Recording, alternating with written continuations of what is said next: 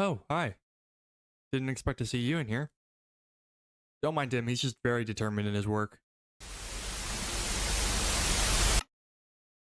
Anyway, how about a story to pass the time? I would ask you to take a seat since, there's one right there, but, So just relax, get cozy, and allow me to tell you the creepy story of... actually, I don't remember what this one's called. I just know it's about...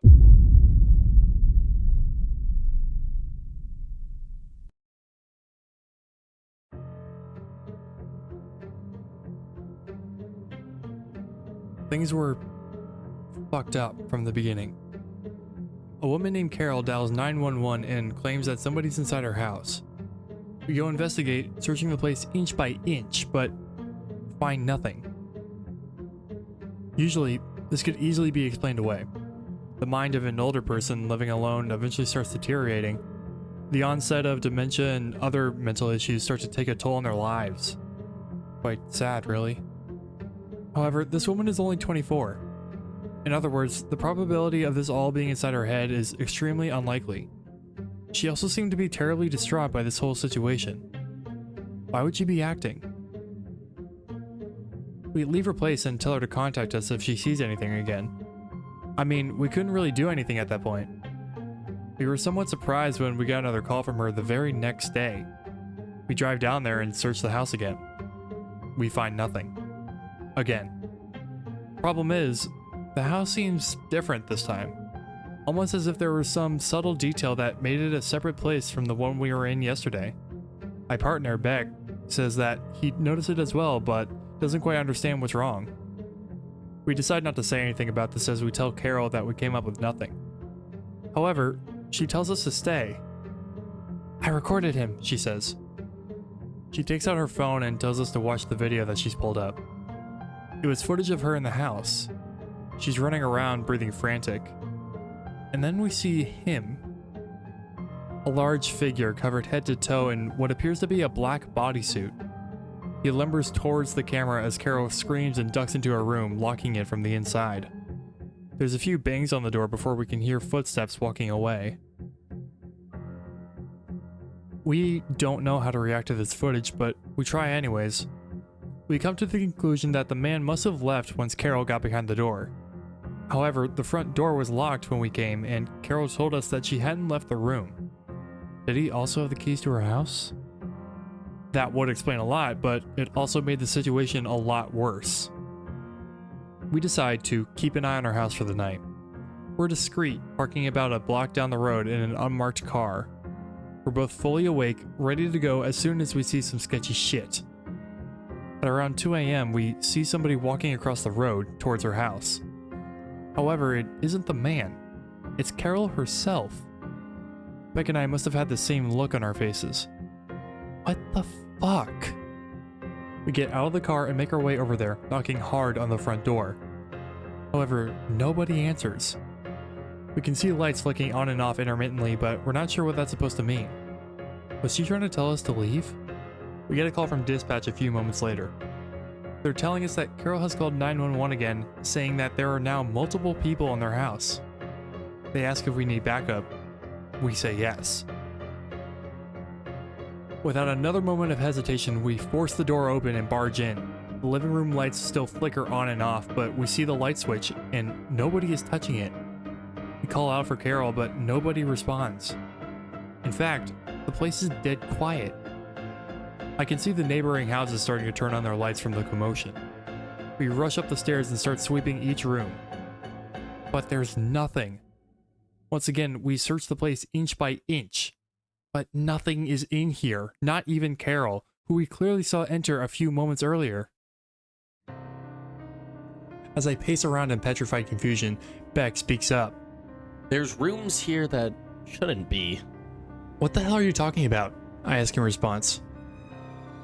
I've been counting, He says. There were 9 total the last time we came. There's 10 now. You didn't notice it? I force myself to think hard. Subconsciously, I knew that something was off, but couldn't pinpoint exactly what. However, I eventually realize. The basement. There was only one door down there last time. Beck nods. 2 now. I don't know what to think. I look at my surroundings and try to make an assessment, but there's really none that can be made. We hear a knock on the door about 10 seconds later. It sounds agitated. We look out the living room windows but aren't met with the red and blue police lights. We're hesitant to answer, of course. I decide to take a step forwards, but Beck pulls me back. He looks at me and shakes his head, whispering, We left the door open, remember? He was right. The radio starts crackling, another call from dispatch. They're telling us that we need to leave the house immediately, that Carol called again saying that we were going to die in a deathly monotone voice.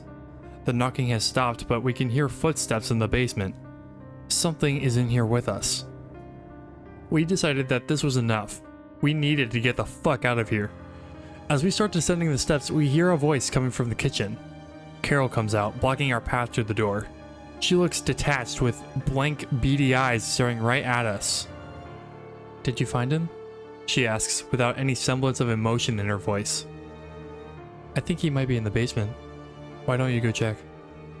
Beck and I are frozen in shock. She just keeps looking at us, gesturing towards the basement door every now and then. The footsteps down there sound like they're running in circles now. We ignore her request, abruptly brushing past her and bolting out the front door. The backup still isn't here, so we decide to just get into our car. However, we see somebody down the street peering through our driver's side window. He's large, dressed in what appears to be a black full bodysuit. He looks away from the window and directly at us. It's hard to tell from this far, but the suit doesn't seem to have any eye holes. Beck speaks up. Sir, please back away from the vehicle. His voice cracks in the middle of the sentence.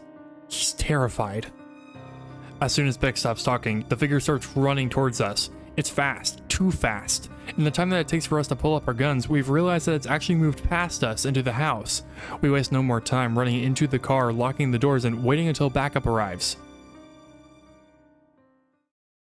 When it finally does, we're extensively questioned while what appears to be a SWAT team searches the house. However, it isn't the police chief asking us. Instead, it's some guy in a suit that we've never seen before. He asks us things like how many doors were in the house and what did Carol look like exactly, and do we ever see a man with one eye wandering around? We answer inconclusively to pretty much all of them. We have no idea what the hell's going on. At one point, we see SWAT members carrying multiple stretchers outside and loading them into their truck. Not an ambulance, mind you, but their own truck. Eventually, the man who is questioning us tells us to go home and to report to our station as usual. He tells us not to worry about what we've seen here.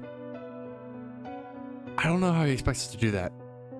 We drive back to the station in complete silence. As we park, Beck finally lets out a sigh. Jack is fucking crazy, dude. I look at him in confusion. What are you talking about? Who the hell is Jack? He reciprocates an equally confused stare at me. What are you talking about? The dude who owns the house. What? It was a lady named Carol. How'd you forget already? We hold each other's chaotic gaze for what feels like a minute, but we say nothing further. We both silently exit the vehicle and start heading our separate ways home. We both know that something's terribly wrong with the other. I try not to think about it too much as my head hits the pillow. I manage to drift off to sleep about 3 hours later, only to be woken up immediately by the telephone. Barely coherent, I answer it. We need you. A woman dialed 911, says that somebody's in her house. My heart sinks slightly. It sinks completely when he tells me the address. It's Carol's. I hang up the phone and slump into bed. I just want this nightmare to end.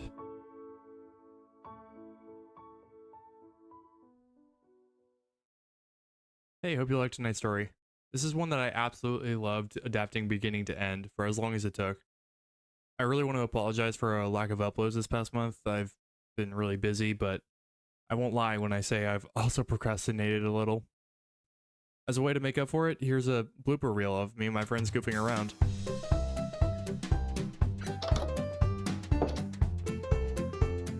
Hi, how you doing?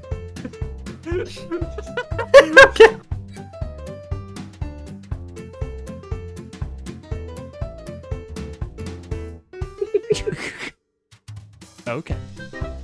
Very nice.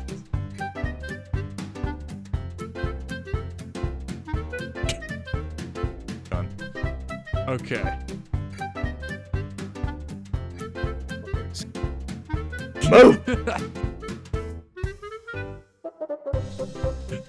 Find someone literally who doing wants the- my business. Hi, it's me. Hi, Mom. Hi. I'm on TV. Hello. I'm on TV. Yeah. I'm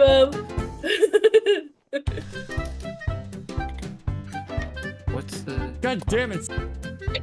Sorry. Throw it back. Sir, throw it back, please. We're going to run. Run. Go. Oh shit, oh, give me a second, guys. Oh, wait, no. Sorry, my god. Alright, look at me. Go. That was goofy, I'm sorry. And look at me. Let's go.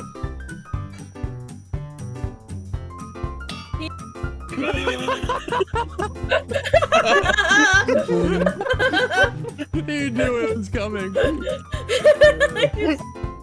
Let's go.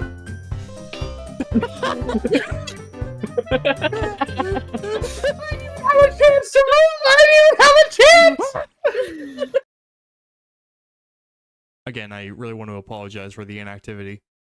I'll do my best to be more productive going forward. But that's all I have for now. You have a good night.